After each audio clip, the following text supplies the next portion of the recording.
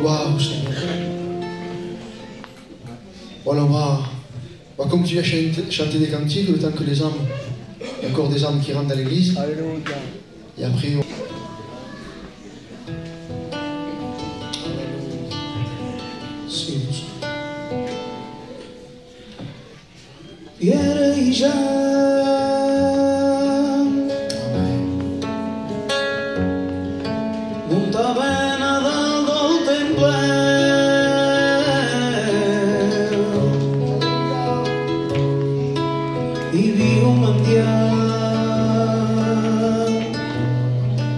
sentata davanti alla porta, Pierre i Jan se van lluitar dins els ulls i li van dir: no tenim or per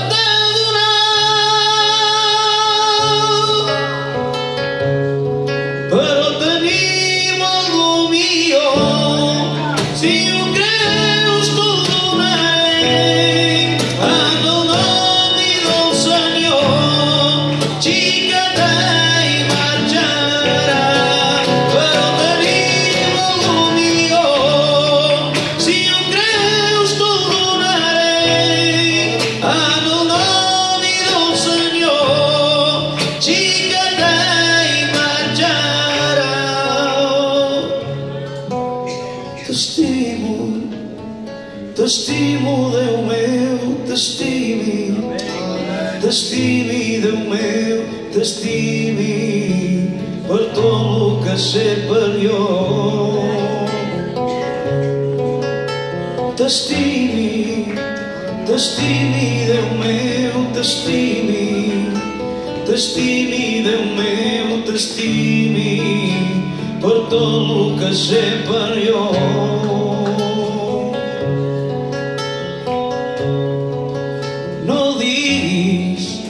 Cal estar sol dins la vida. No diguis que tot sol estàs molt bé. Mai no tens a qui acollir, mai no tens a qui parlar. Si mai te passa alguna cosa, com faràs? Vull dir-te que n'hi ha un que mai t'enganya, t'estima, va morir a la creu per tu. Jesús vol ser el teu amic,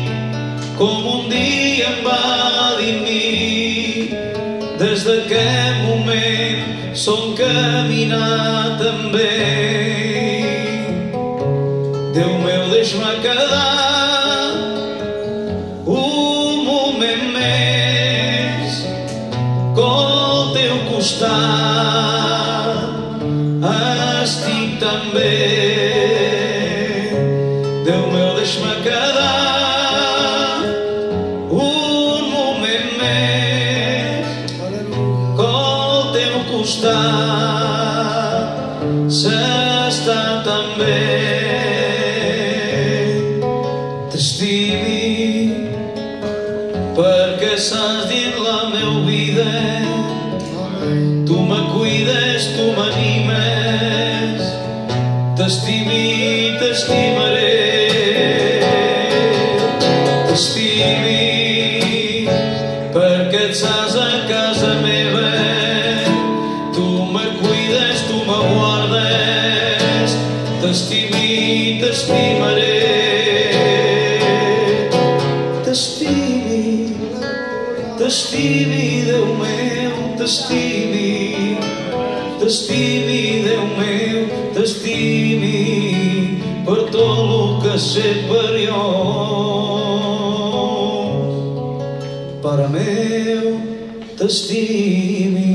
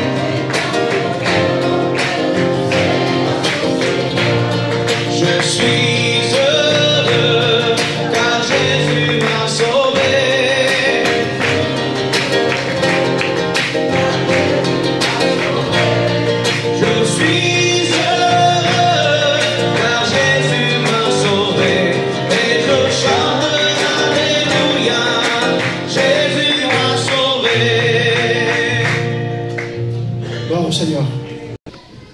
Je suis heureux ce soir, heureux de lui appartenir, avec des hauts, avec des bas, mais c'est toujours bon de le suivre.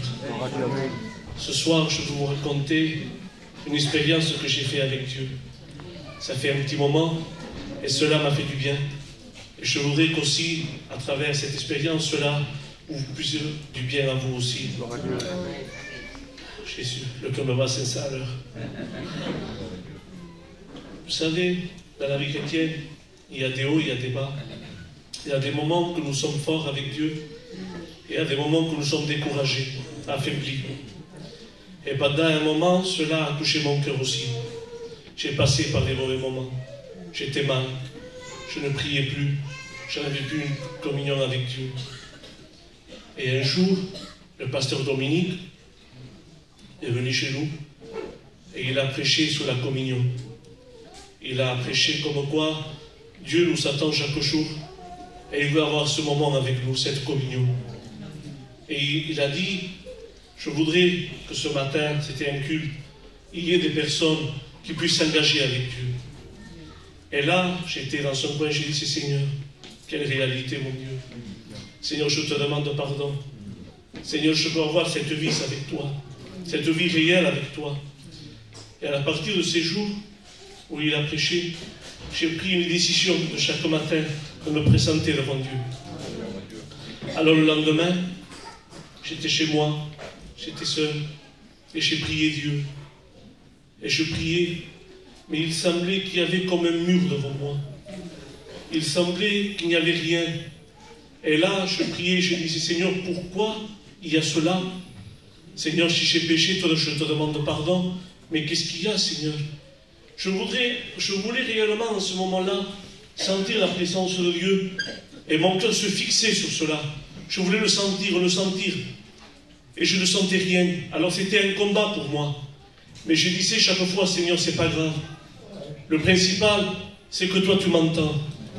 Le lendemain, j'ai encore prié Dieu, et encore je ne sentais rien, et mon cœur était troublé par cela.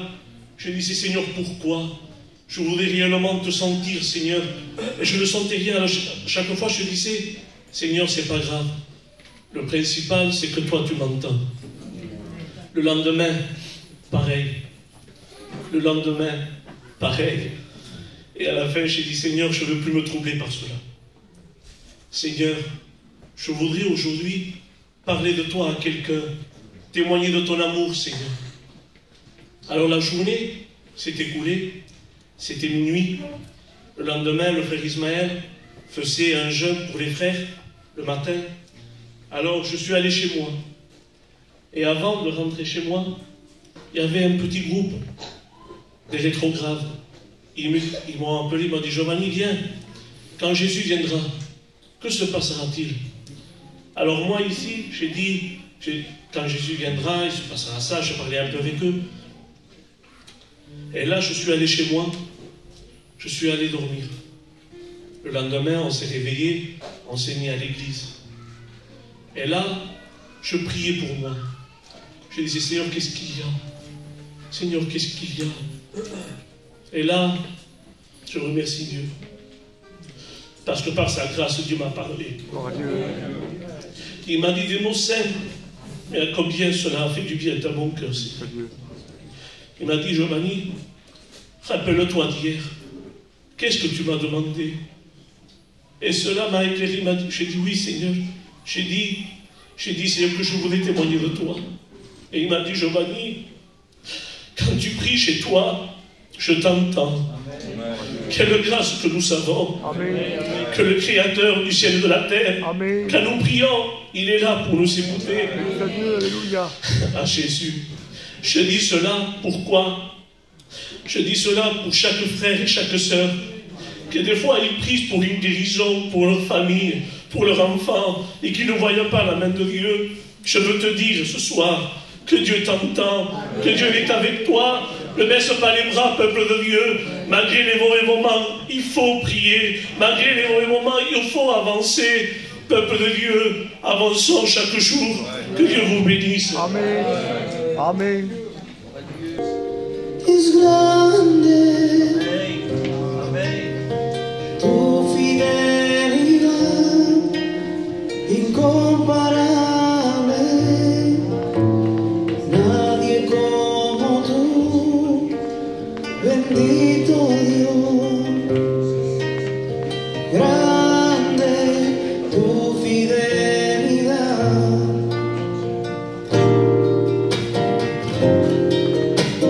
Tu fidelidad es grande, tu fidelidad incomparable. Nadie es como tú, bendito Dios. Grande tu fidelidad. Amén, amén, amén, amén, amén. Las promesas del Señor son siempre amén. Amén, amén, amén, amén, amén. Las palabras del Señor son siempre amén.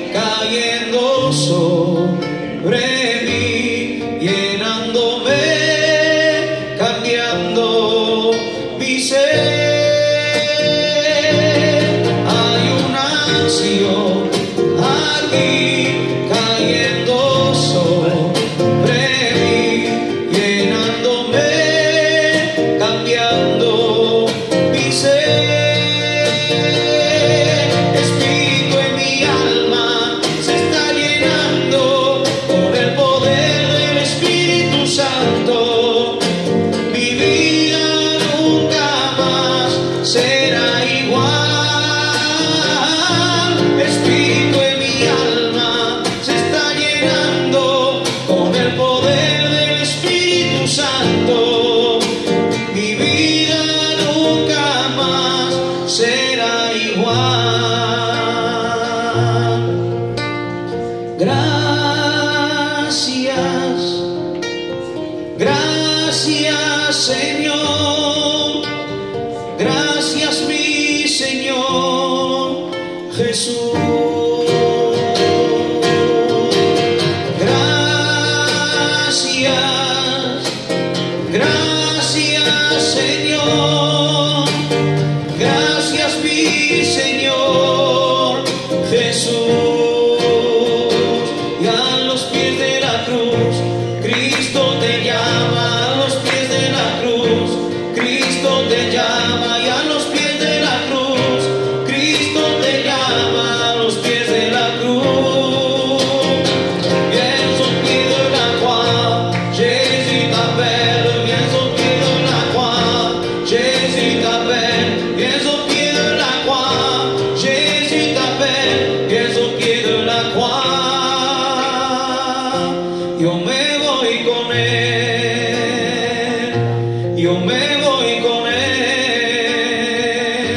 yo me voy con él, yo me marcho con él, yo me voy con él, yo me voy con él.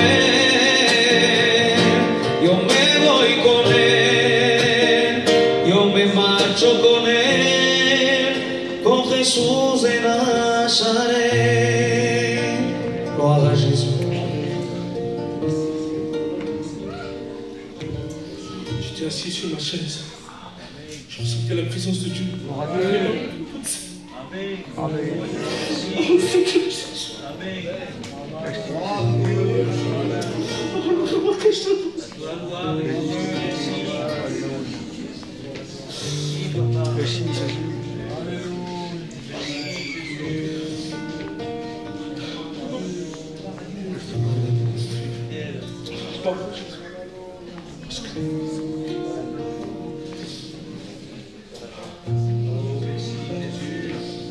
Excusez-moi.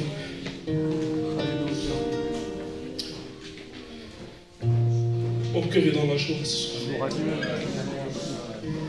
Je voudrais vous raconter une expérience qui m'a fait vraiment du bien. Avant mon baptême, un mois à l'avance, je savais que j'étais candidat au baptême, moi et ma compagne. Moi et ma compagne, on était contents. Je réjouissais, on louait le Seigneur tous les jours. Et un mois à l'avance, l'ennemi est venu m'attaquer. Il n'arrêtait pas tous les jours, tous les jours. À quel point qu'à un moment donné, j'ai dit à ma compagne, Naïs, je laisse la main de Dieu. C'est trop dur, chaque jour j'ai des combats, des injustices. J'en ai marre, je ne peux pas, la personne que je suis, en vérité, ne peut pas accepter ça. J'ai dit à ma compagne, j'arrête tout. C'est fini, c'est toi, tu veux suivre le Seigneur, tu le fais. Je t'empêcherai jamais de ça. Mais moi, c'est fini. À partir de maintenant, je laisse la main de Dieu. Je m'en vais dehors, je vais faire ce que je faisais avant. Alors, je suis sorti dehors. J'ai vu mon ancienne compagne. C'est mon ami d'enfance, on se connaît depuis des années. Alors, je le vois passer en voiture, je lui dis, freine, attends, je viens avec toi. Alors, lui, il m'a regardé d'une manière, il dit, comment on est?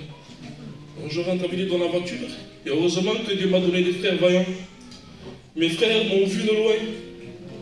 Alors ils m'ont suivi, ils ont fait le tour de la route. Ils se sont mis au milieu, ils ont fait arrêter la voiture, ils ont monté avec moi dans cette voiture.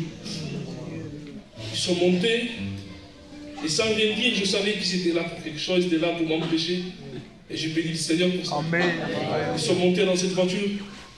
Ils n'ont rien dit. Ils ont juste changé de conversation directement. Directement, ils ont changé de conversation. Et on parlait. Et moi, le respect que je voulais me droguer. J'étais vraiment, je voulais le faire. J'étais décidé, ma décision était prise. Mais Dieu ne permet pas ça, ne voulait pas ça. Il avait des plans pour moi. Alors, cet ami, cet païen qui ne connaît pas Dieu, il me regarde dans les yeux, il me fait descendre. Il me dit descends, si tu penses que moi je vais te faire droguer, tu te trompes. Il me dit moi ça je ne fais pas, t'es mon ami, je veux ton bien. Alors descend de cette voiture et repart à l'église. On lui avait qu'à l'époque fait. Tu es mon ami. Pourquoi tu me refuses quelque chose comme ça?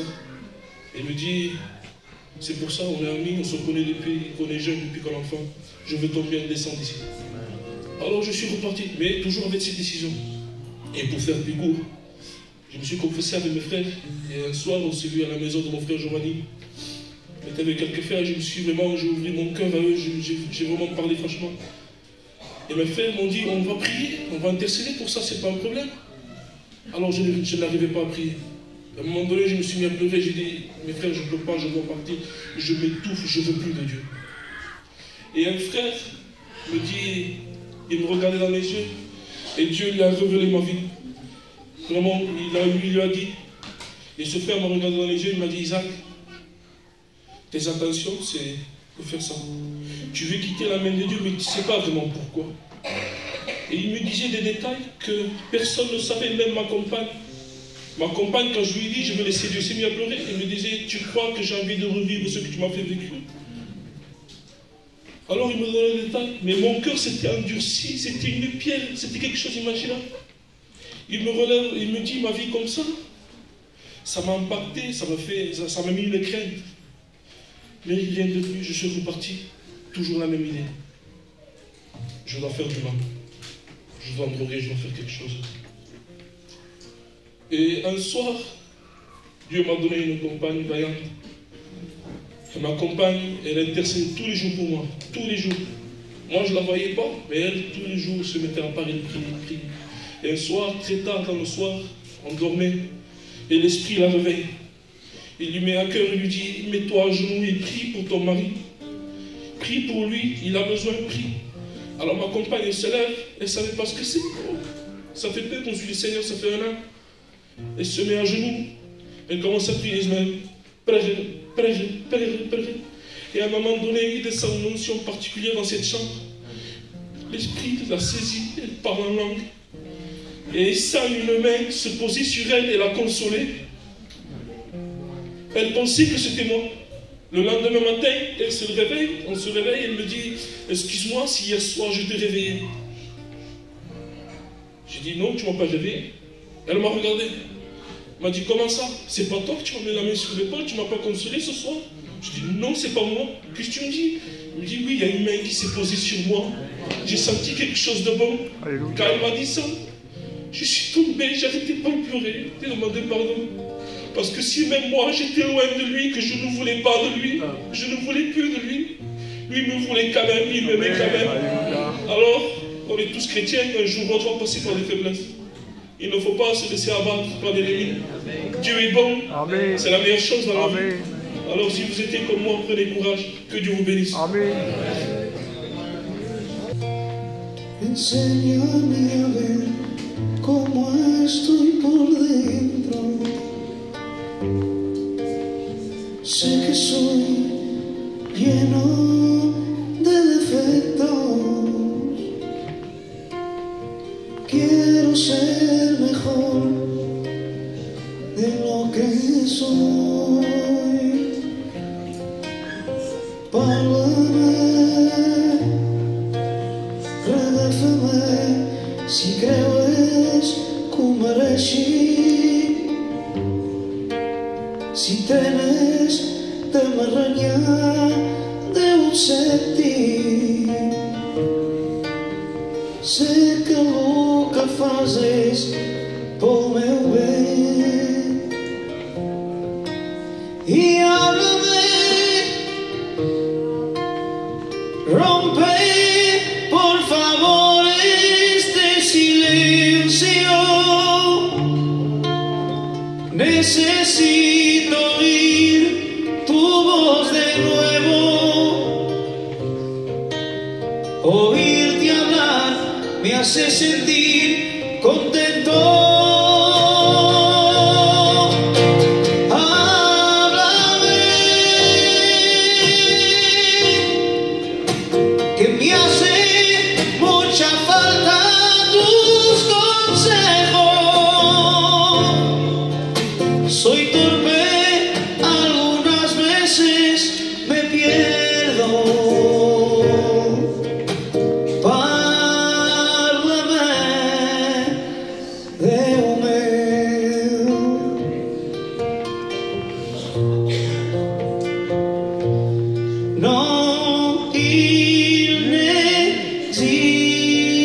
n'existe pas.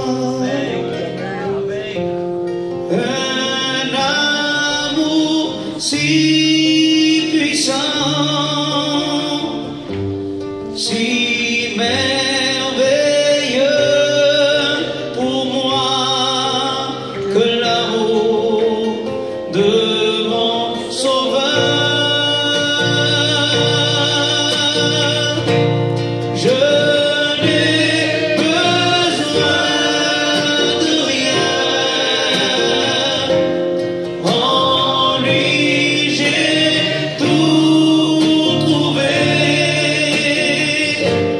et je me sens aimé d'un bon et tendre berger. Seigneur, viens et demeure, règne en moi en vainqueur, et que toute ma vie soit soumise à l'Esprit. Seigneur, que tout mon être veille et toujours te sert d'un cœur grand et soumis. Je te donne ma vie.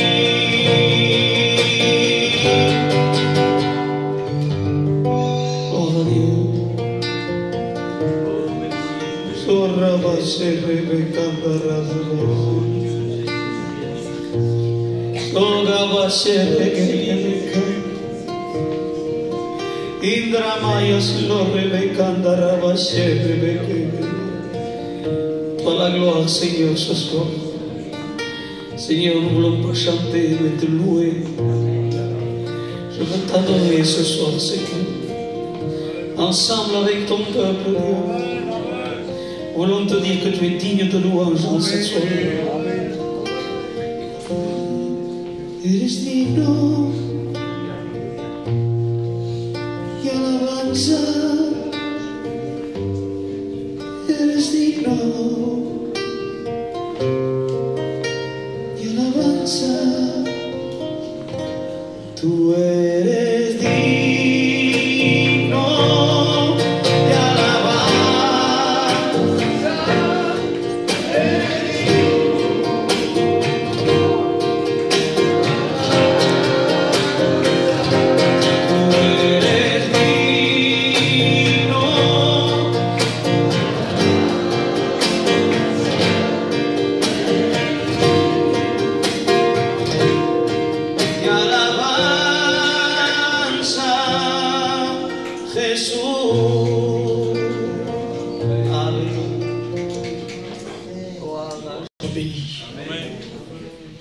Que des beaux cantiques ce soir, qui sont en but de glorifier le Seigneur. Tous les styles de chant doivent être dans notre cœur, a priori, un sujet de louange. Dans plusieurs églises que nous visitons à un moment donné, n'ont pas le même style de chant. Et pour autant, enfin je l'espère, c'est le but.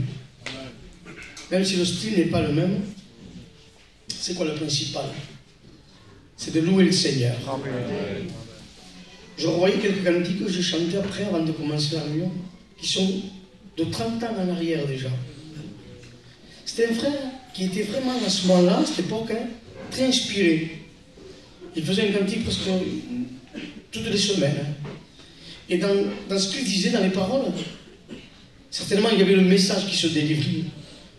Parce que dans un chant, dans un cantique, avant tout, lorsqu'on tape les paroles, des fois on veut la voir. Moi j'ai pu la voir, parce que maintenant je l'avais un peu avant, maintenant si je la perds, mais moi le stage, c'est pas un problème. C'est-à-dire qu'il y a un message qui se délivre. Quand je chantais en autonom, Seigneur, la terre tremola, c'est que la terre ne tremble pas pour n'importe quoi. Mais Dieu, dans sa voix, il peut la faire trembler. Alors ton nom, Seigneur, le sol illumine. C'est parce que s'il y a un soleil, parce qu'il y a eu un créateur. Et s'il illumine, parce que Dieu le permet. Il est maître de ce qu'il fait. Amen. Et ce soir, nous sommes au dernier jour de la réunion que nous avons eue avec vous entre hier et aujourd'hui. Dernièrement, on s'est rendu à Arles, à l'église d'Aucheneux. Il y avait des années que je ne le voyais pas, je ne le reconnaissais même plus. Physiquement, il a changé et tout. C'était un autre homme, quoi. Parce que quand on s'est connus, on était gamins. Et là, tout d'un coup, je dis aux frères, moi, je suis très choqué pour ça, très énormément. Et puis, ils nous ont tellement bien reçus, avec une communion extraordinaire. Et je disais aux frères, les frères ici aussi de Tarascon, vraiment des liens qui se sont créés en fraction de seconde. Des frères que pratiquement les autres, je ne les connaissais pas. Mais devant Dieu, je ne vends pas de la salade, hein, devant Jésus, quelque chose s'est créé en un jour. Et devant Dieu que je m'en vais beaucoup plus, que j'ai reçu beaucoup plus de vous, que nous pensions que c'est nous, à un moment donné, qu'il fallait apporter. Mais non. J'ai reçu du Jonathan, j'ai reçu de Don Michel, j'ai reçu des jeunes frères qui nous ont accompagnés, qui ont été avec nous. Et je remercie le Seigneur de ce que Dieu fait, que Dieu fait, on peut être différent, mais on n'est pas indifférent. Nous sommes unis par le même esprit.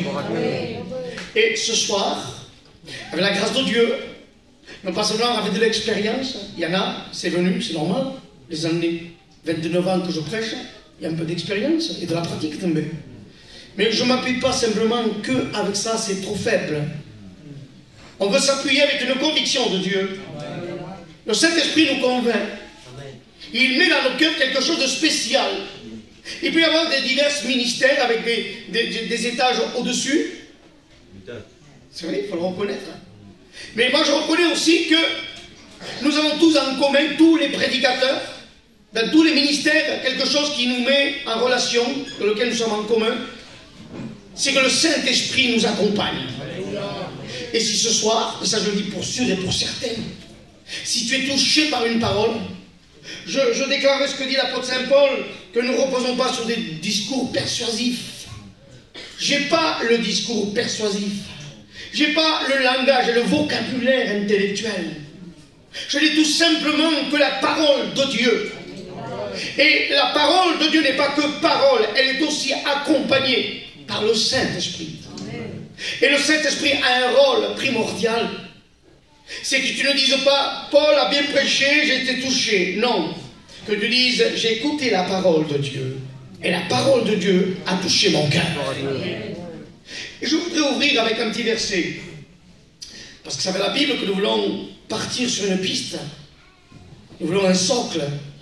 Ce qui va soutenir la parole de Dieu, c'est un verset. Hébreux 3, verset 7. C'est un verset très court. Mais il pèse à la balance parce qu'il a beaucoup d'importance. Le verset, bien entendu. Dieu, c'est pourquoi, selon ce que dit le Saint-Esprit, aujourd'hui, les choses claires, si vous entendez sa voix, n'endurcissez pas votre cœur. Je pense que ça veut dire ce que ça veut dire. C'est entendre la voix. Et quelle voix?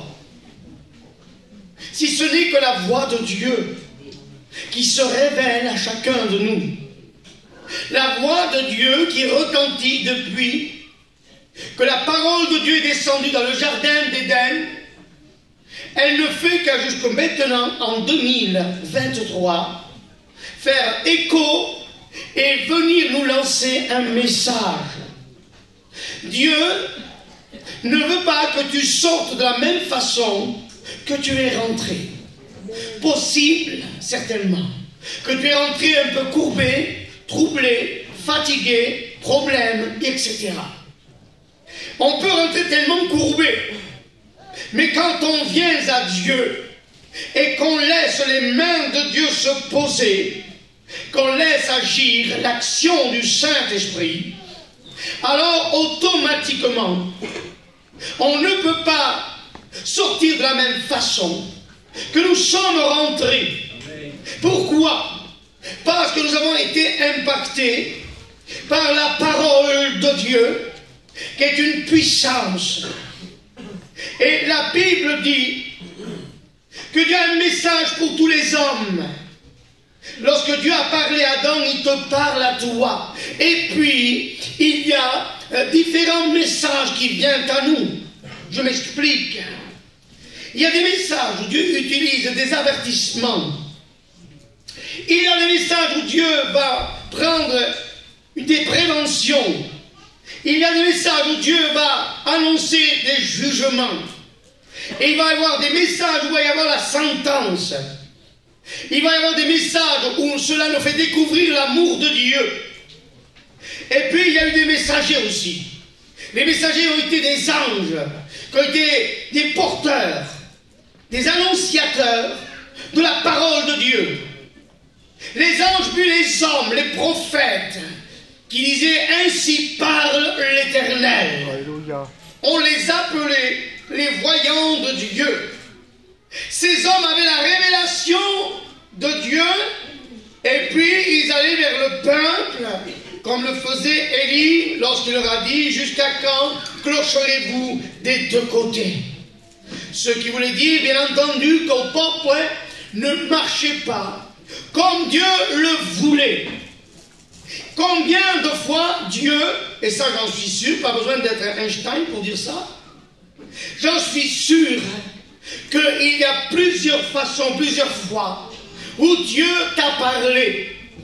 Mais qu'est-ce que le problème? Le problème, c'est que tu reconnais que Dieu t'a parlé, mais ton cœur ne prend aucune décision. Et le danger, il est là. Le problème crucial est là. Parce que tu entends la voix de Dieu par le message de ce soir, ou celui de hier, même celui de demain.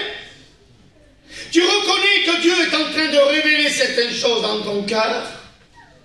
Et pour autant, ton cœur est fermé. Et Dieu, aujourd'hui, il veut te parler par le moyen de sa parole. Parce que la parole de Dieu n'est pas une parole d'homme. Je pourrais prolonger un discours jusqu'à minuit. Si je compte sur mes mots, rien ne se produira.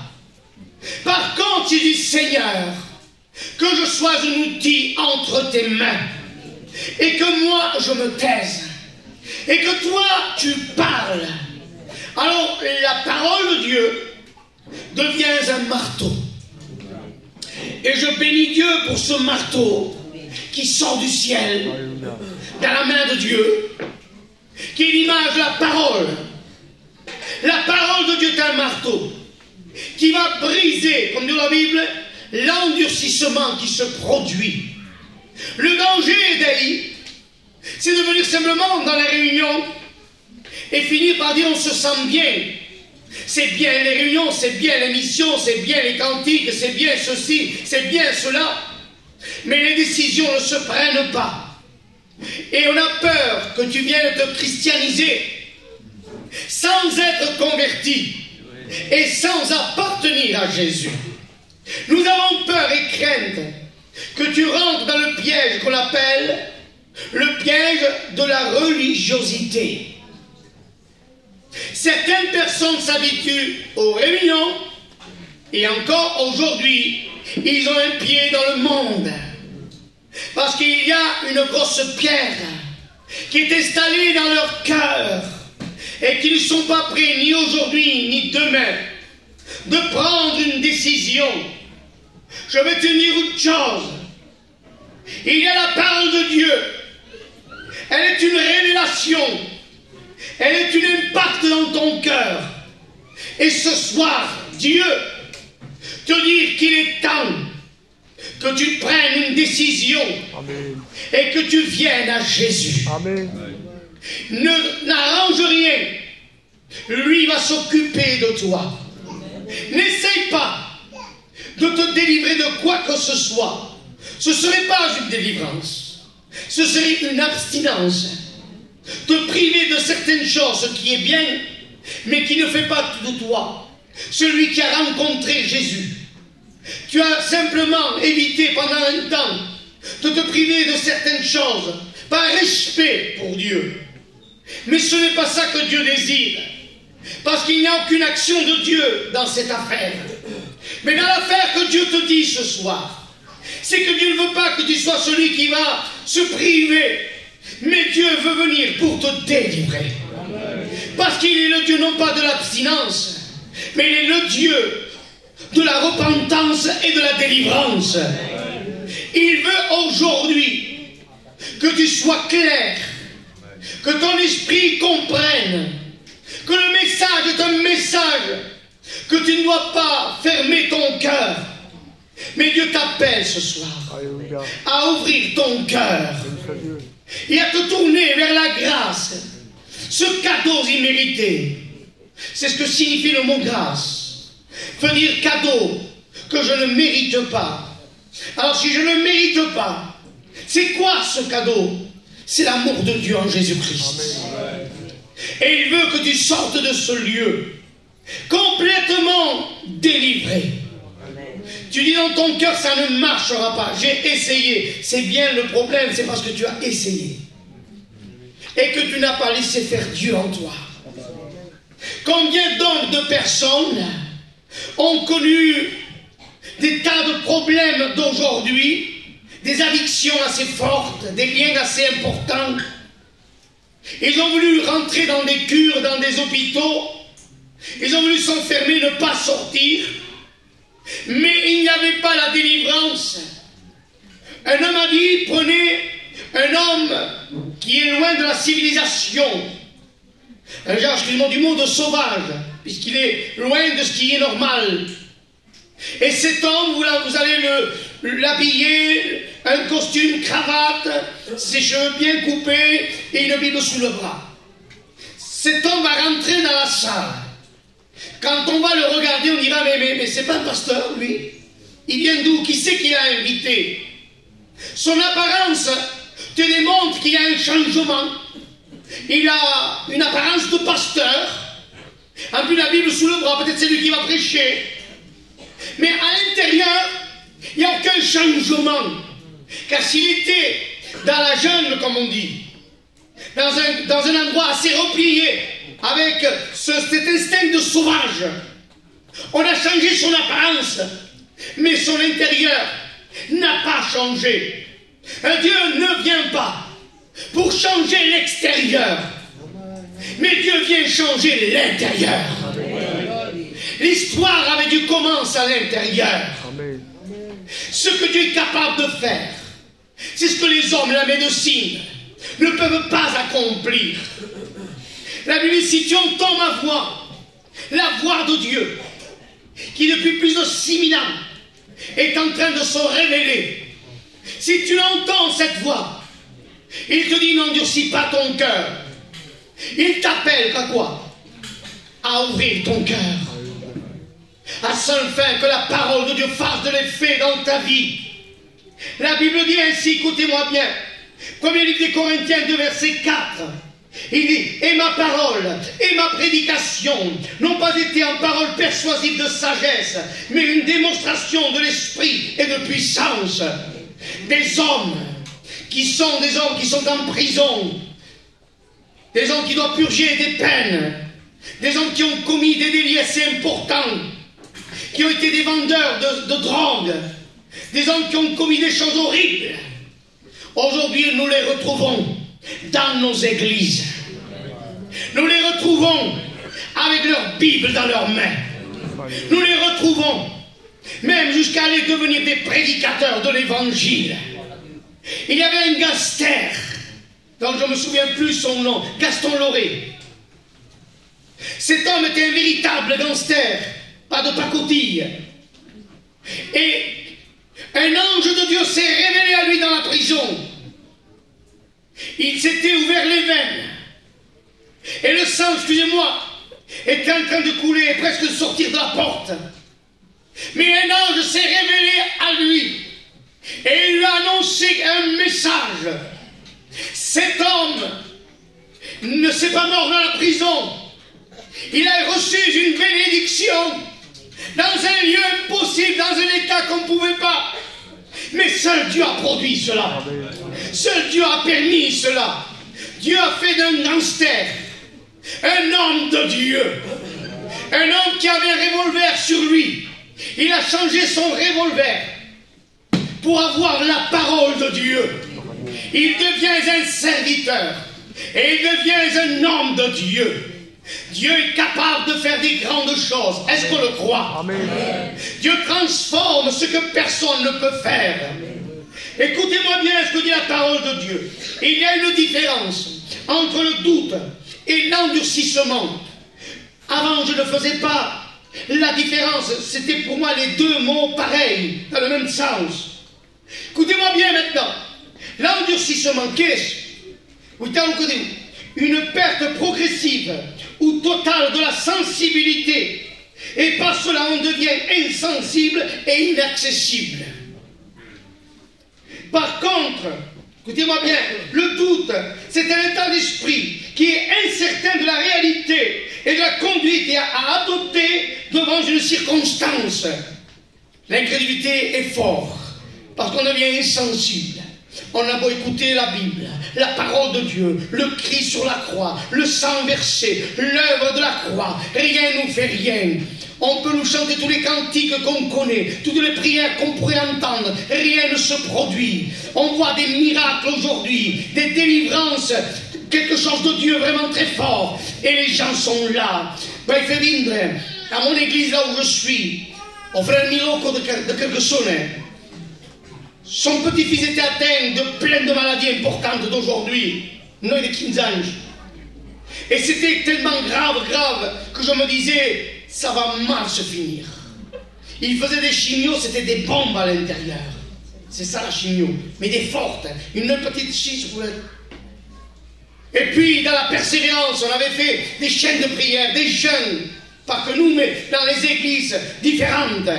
Et tout le monde intercédait. Tout le monde priait. Et aujourd'hui, après examen, après les radios, après tout ce qu'on a fait sur lui, ce garçon n'a plus rien. Et ils sont venus là dernièrement, en Milan contre ce petite fille comme cela.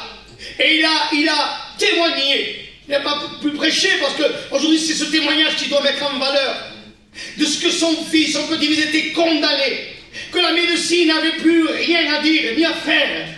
Mais que le dernier mot, c'est Dieu qui l'a eu. Amen. Je veux vous dire, Dieu n'a pas changé. Dieu est réel. Amen. Dieu est vrai. Dieu est puissant. Il est au milieu de nous. Amen. Par le Saint-Esprit. Il te voit. Il te connaît. Tu peux cacher, tu peux dissimuler, tu peux dire ce que tu veux. Il le sait. Il sonde ton cœur. Il sonde tes pensées. Avec ses paupières, il sonde la terre. Il connaît tes problèmes, tes fardeaux, tes soucis, tes liens. Mais tout est possible à celui qui croit. Amen.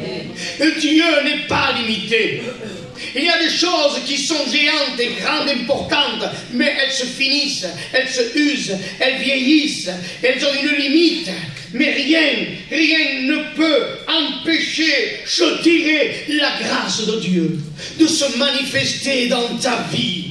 Le doute est le pire ennemi de la foi. Le doute, c'est un verrou qui ferme le ciel. Le doute retient le bras de Dieu. Par contre, la foi, un mot de 3 lettres, mais à combien cette puissance est grande. Les portes fermées par la foi peuvent s'ouvrir. La maladie la plus forte peut disparaître. Vous savez, quand j'ai vu la sœur Lorane, vraiment mon cœur était brisé. Quand j'étais ici à Tarascon, je ne rentrerai pas dans tous les détails bien sûr. Elle était sur sa chaise roulante quand même, non? Elle n'était pas sur un fauteuil avec les pieds sur la table. Hein. Excusez-moi. Fauteuil roulant. Et ses mains aussi, elles étaient paralysées. Mon record, Yoshua. C'était pas du cinéma ce qu'elle faisait quand même. Et quand je suis parti à Perpignan, c'était mon image. L'image d'une femme, malheureusement, qui est là, paralysée. Et bien comme il faut, excusez-moi du mot. Et là, je reviens ici. Je ne sais pas si ça s'en est aperçu. Quand je l'ai embrassé, après je l'ai pris par les mains. Parce que ces mains m'ont rappelé qu'elles eran feridas. Mais que la grâce de Dieu, que la puissance de Dieu a fait que Dieu l'a délivré. Et de l'avoir debout, venir vraiment me parler, dit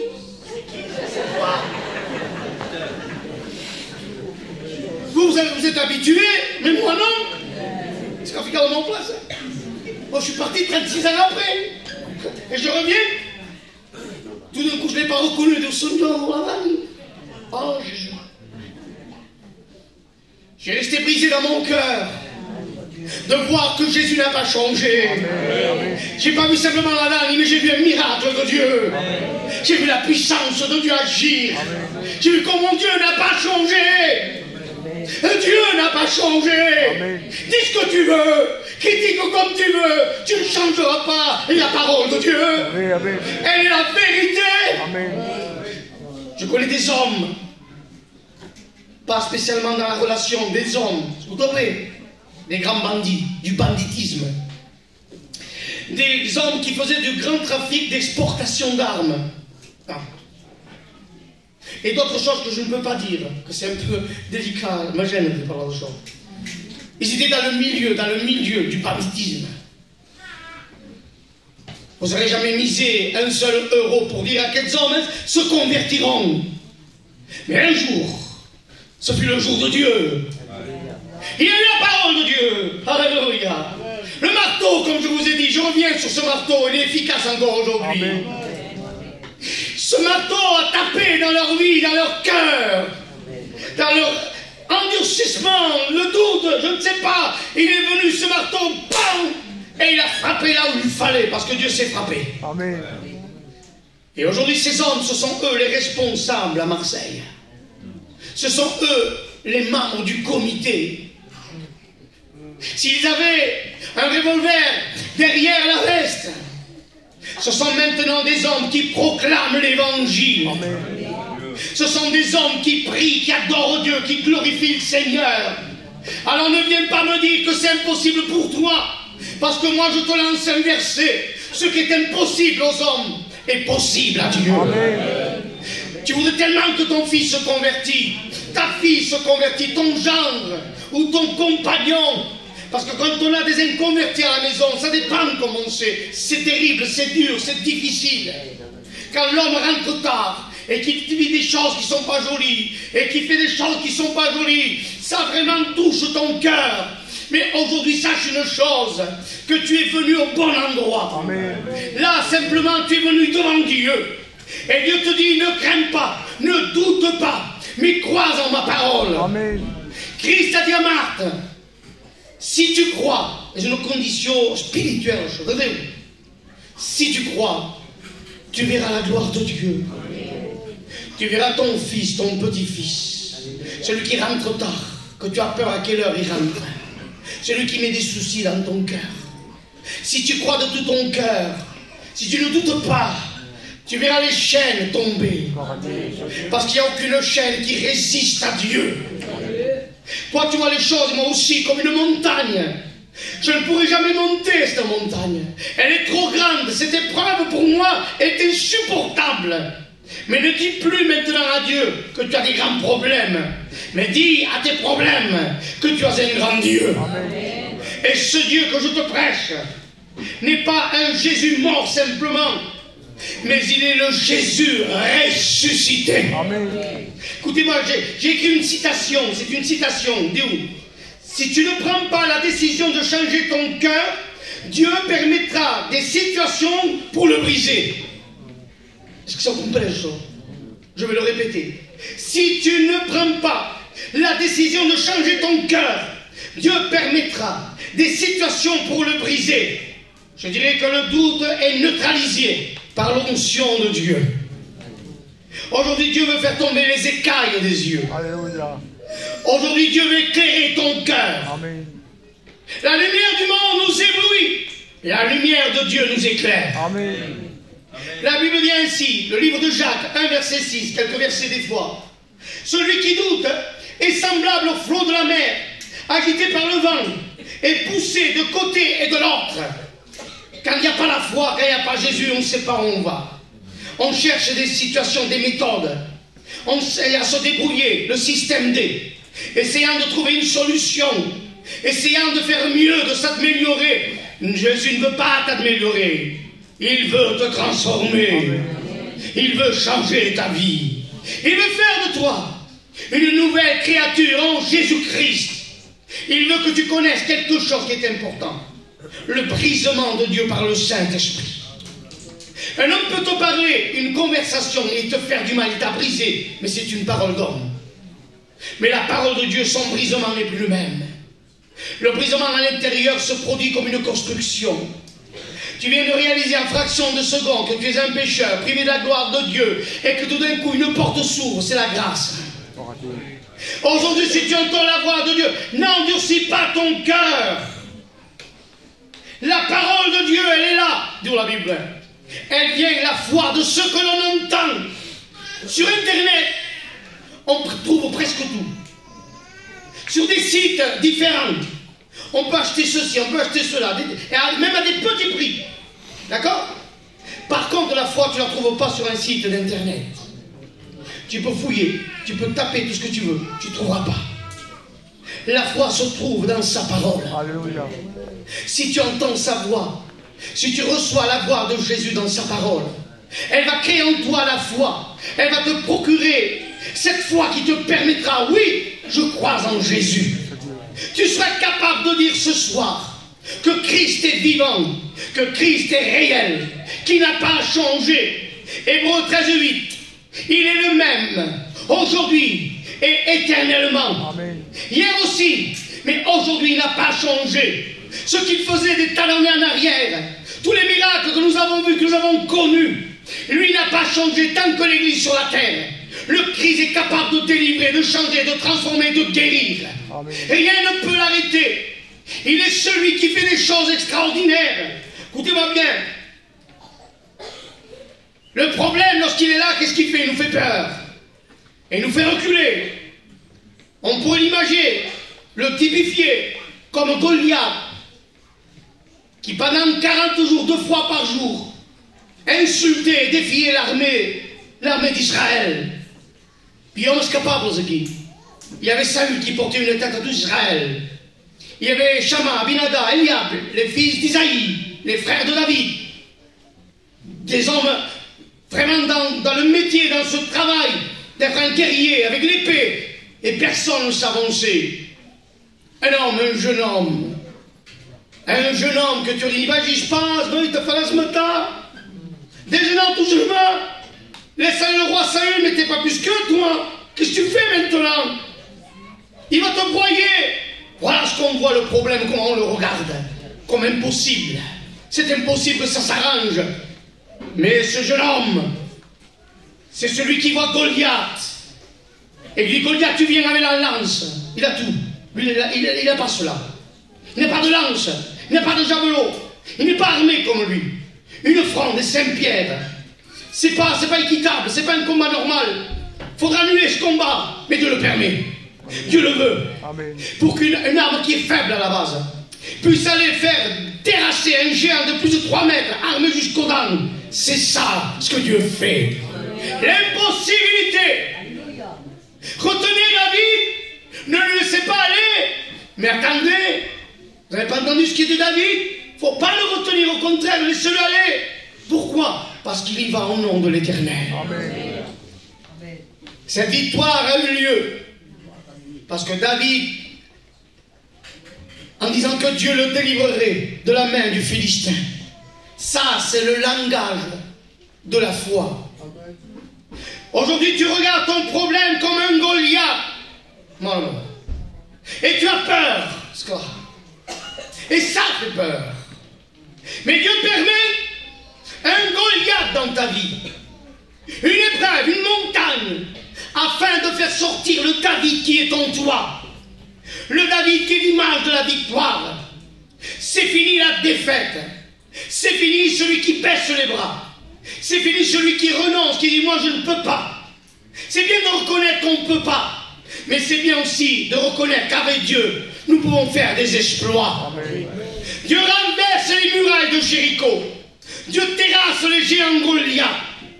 Mais il est question de ne pas fermer ton cœur. Il est question de ne pas t'endurcir.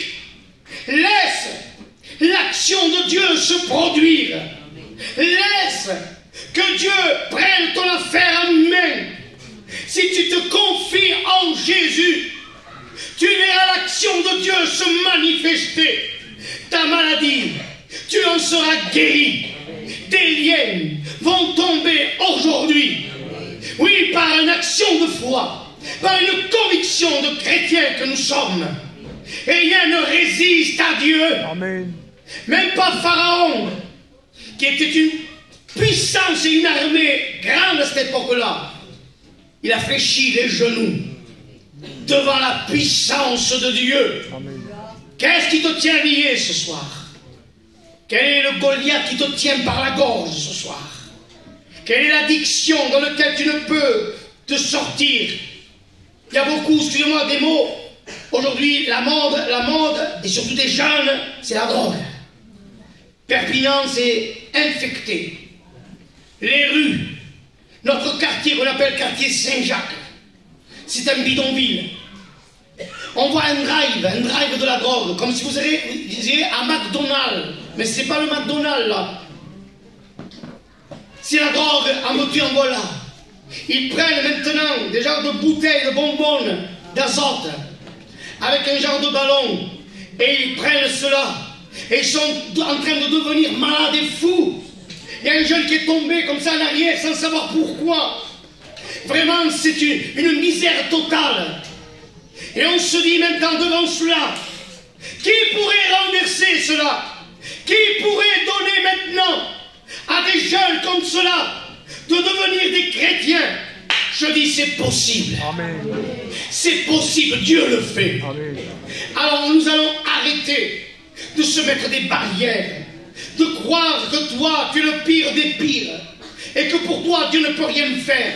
Il l'a fait à l'autre mais pas à toi. C'est ce que le diable, excusez-moi du mot, c'est ce que le diable veut te faire croire. Mais il est le père du mensonge. C'est-à-dire c'est lui qui donne naissance au mensonge, puisqu'il en est le père. Sache une chose, que la vérité triomphe. Amen. Que Jésus-Christ est plus fort. Amen. Si lui il est fort, Christ est plus fort. S'il est puissant, lui il est tout puissant. Amen. Je te dirai une chose, ne sois pas négatif. Mais maintenant, ton problème, celui qui te domine, qui te courbe, qui te fait pleurer, que tu ne sais pas comment t'en sortir. Aujourd'hui, certains se disent on va faire une belle croisière et ça va passer. Oui, la croisière est finie, on rentre à la maison, le problème est toujours là. Je vais changer de meuble. Je vais acheter un beau living, une belle table, des belles chaises. Je vais tout changer. C'est parti, on y va, on fait un crédit, on change tout, ça va nous rafraîchir. Les meubles sont changés, le problème est toujours là. Je vais changer ma voiture. Il n'y a pas longtemps que je l'aimais, peut-être ça va me booster un peu. Que des méthodes, que des méthodes. Je vais tout retourner, je vais essayer de peindre la maison en d'autres couleurs. Peut-être ça va m'attirer, ça n'attire rien, ça ne fait rien. Ce qui fait quelque chose, c'est lorsque tu laisses Dieu. Laisse Dieu agir. Amen. Ne l'empêche pas. N'empêche pas Dieu de faire quelque chose dans ta vie. Nous vivons des instants que 30 ans en arrière, ça ne se voyait pas. Même pas au milieu de nous, les gitans. Mais c'est un moment qui en a très peu maintenant. Il y a beaucoup de choses aujourd'hui, on est arrivé à l'extrême. Surtout à Perpignan, c'est horrible, horrible, horrible. C'est plus les garçons maintenant, c'est aussi les jeunes filles. C'est fort. Le respect là-bas, il n'y en a plus. À Smordous, il n'y en a plus. Et ils fument cette cigarette, cette drogue devant nous. Nous, les pasteurs. Venez-nous tout ça. Il n'y a plus de rien dans les cœurs. Et une chose qui tient debout, c'est l'évangile. Qui veut dire bonne nouvelle. Ce qui a redressé le peuple gitan, c'est l'évangile. Ce qui peut redresser ta vie, c'est le Christ en toi. C'est la voix de Dieu qui résonne. Ne ferme pas la porte de ton cœur. Et là, je termine. Parce qu'il faut terminer. Je me tarde de rentrer, je vois mes enfants. Les petits. La Bible dit, on ne peut ajouter à notre vie, un jour, 2 jours, même ça parle de centimètres. C'est plus des heures. Hein. Non? De 50 à 55 centimètres. Une coudée d'eau. Tu ne peux pas l'ajouter. On ne sait pas ce que demain ou dans 1 heure, lorsque tu sortiras, que tu prends la voiture pour rentrer à la maison, tu ne sais pas ce qui pourrait se passer. Ma tante, hein, ça va faire un examen, une prise de sang au laboratoire sur Perpignan. Peut-être elle y allait tranquillement. Quand elle revient et qu'ensuite elle a les résultats, on lui annonce qu'elle a une leucémie. En 96. Croyez-vous qu'elle s'y attendait à cela? Elle pensait qu'elle avait un peu de cholestérol, les hémoglobines cliquaient, ce qui est le diabète. On en a tous ici. Elle n'attendait pas une nouvelle qui aurait frappé dans son cœur comme cela. Et elle se retrouve à Purpan, à Toulouse, avec des examens de malade. Derrière une vitre et un endroit stérilisé. Et par chance, le donneur de la moelle, ben c'est mon palais. Ça tombe toujours sur lui. Il a tout donné jusqu'à la moelle. C'est pas une expression, c'est une réalité. Il a tout donné pour sa famille, pour ses frères, pour ses soeurs, les a mariés, fait un terme, ils ont fait tout il. Tout il fait. Fins à la moelle, clique d'âme, clique de femme.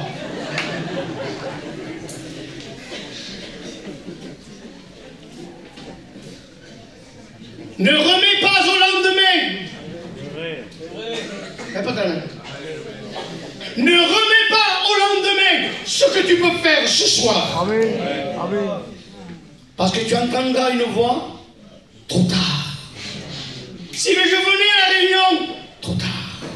J'allais avec les frères, on a mangé une pizza là-bas. Puis c'était bon, hein? Trop tard. Seigneur, je priais dans ma chambre. Trop tard. Parce que les œuvres ne te sauvent pas. Toutes les œuvres que tu fais ne te sauveront pas. Sinon la croix n'existe plus, on n'en a plus besoin. On peut annuler l'œuvre de la croix. Les œuvres ne te sauvent pas, mais la grâce te sauve. Amen. Ce soir il est temps, et je m'adresse à tous les âges de 7 à 77 ans.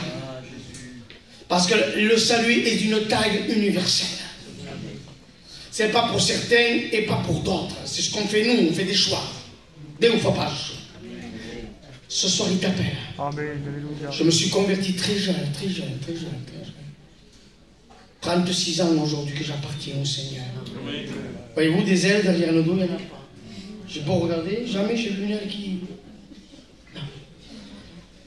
Et je suis heureux tout plein, content dans mon cœur. Ce que les hommes ne pouvaient pas faire pour moi.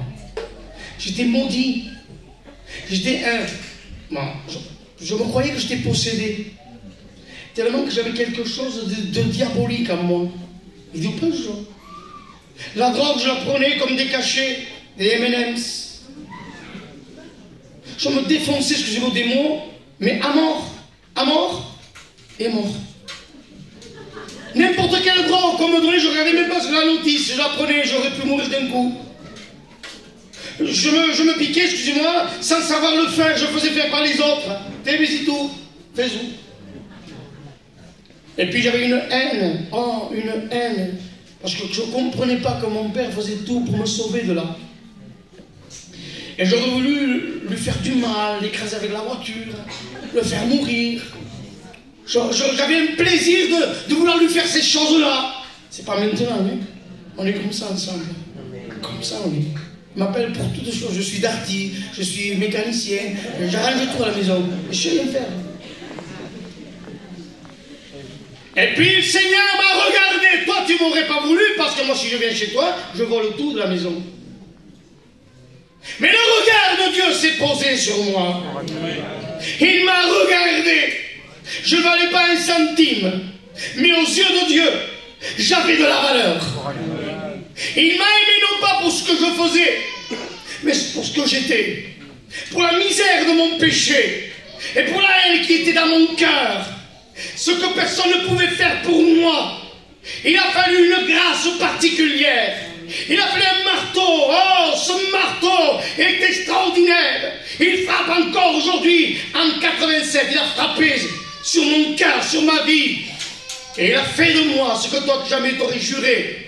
Il a fait de moi un serviteur. J'annonce la parole de Dieu. Je suis responsable de l'église mère. C'est pas un titre. Simplement pour vous dire ce que Dieu fait. Ce que Dieu est capable de faire. Il y a des jeunes filles, des jeunes garçons que lorsqu'il y a un mariage, mariage. Quand Dieu rentrera dans ton cœur, tu n'auras pas besoin de dire tu n'en auras plus besoin. Là, tu le fais parce que ton cœur n'est pas comblé. C'est normal, vas-y. Mais lorsque Dieu rentrera dans ta vie, que Jésus rentrera dans ta vie, rien ne pourra te combler. Rien de ce monde, ni les fêtes, ni mariage, ni ceci, ni cela. Simplement, Alléluia. La grâce de Dieu dans ta vie. Amen, amen. Ce soir, il est temps que tu prennes une décision. Alléluia. Ne joue pas avec le salut. Et on ne joue pas avec Dieu. Amen. On ne se moque pas de Dieu. C'est la Bible qui le dit, Galate. Ce que l'homme aura semé, moissonné, il le moissonnera, il le récoltera. C'est le temps de la grâce de la Bible. Alléluia. Et comme on dit, c'est aujourd'hui. Toi tu dis c'est demain, c'est ton évangile à toi ça. Mais l'évangile ne dit pas demain. Il dit aujourd'hui. Amen. On va fermer nos yeux un instant. Alléluia. On va se courber ensemble. Car le but, c'est pas de faire appel à une belle prédication. Le but c'est de savoir que Dieu se révèle en toi. Alléluia. Et que te crie, il t'appelle. Ce qui est bien qu'il t'appelle tel que tu es. C'est une qualité de Dieu en plus. Car les hommes nous jugent tellement que ça devient un complexe. On croit qu'on nous regarde avec un esprit de jugement. Parce qu'ils savent que yo, ça que yo me juge. Mais Dieu ne te juge pas. Amen. Dieu peut faire en sorte que tu arrêtes de boire, que tu arrêtes de te droguer, que tu arrêtes de sortir, que tu arrêtes d'avoir des bagarres à la maison avec ta compagne à cause de la vie que tu mènes. Ça brise un foyer, un homme sans Dieu, et une femme aussi également. Mais Dieu est capable de faire ça, un foyer béni, un foyer avec la grâce qui se manifeste, un foyer avec des problèmes, c'est vrai, mais avec Jésus. Amen. Et c'est ça comment nous marchons, avec des problèmes comme tout le monde, parce qu'on est humain. Mais Jésus avec nous. C'est lui qui se lève dans la tempête. Et qui dit, vante-toi, mère, Caïen, parle laissez-moi parler à moi. Parce que quand Dieu parle, tout se tait devant lui. Et je dirais une chose maintenant. Si tu veux venir à Jésus, n'attends pas. Amen. Tu attends trop. Et il y aura un trop tard. Aujourd'hui, si tu entends la voix de Dieu, n'endurcis pas ton cœur. Amen. Mais ouvre ton cœur. Oui, n'importe l'âge que tu es. Certains sont trop jeunes, ils ne veulent pas venir. D'autres sont trop vieux, ils ne veulent plus venir. Il n'y a plus un âge pour venir à Jésus. Il y a un temps où Jésus t'appelle. Viens à la crève. Ou plutôt, viens à Jésus. Amen. Il va changer. Il va te délivrer. Ne t'inquiète pas. Certains disent, mais je n'y arriverai pas. Mais avec Christ, tu vas y arriver. Amen. Il va te donner la possibilité d'être une femme, une jeune fille, un jeune garçon dans lequel Jésus habite en toi. Tu vas devenir le temple de Dieu et le Saint-Esprit va habiter. Il va te donner la force, celle que tu n'as pas aujourd'hui, de devenir un enfant de Dieu. L'apôtre Saint Paul dit, ce n'est plus moi qui vis, c'est Christ qui vit en moi. S'il y aurait une personne ce soir, un jeune homme, une femme, une maman, un homme qui voudrait se tourner vers Jésus-Christ, qui a compris que le message n'était pas que pour son voisin, mais qu'il était pour lui aussi. Alléluia. Lève ta main ce soir. Lève ta main parce que Dieu t'a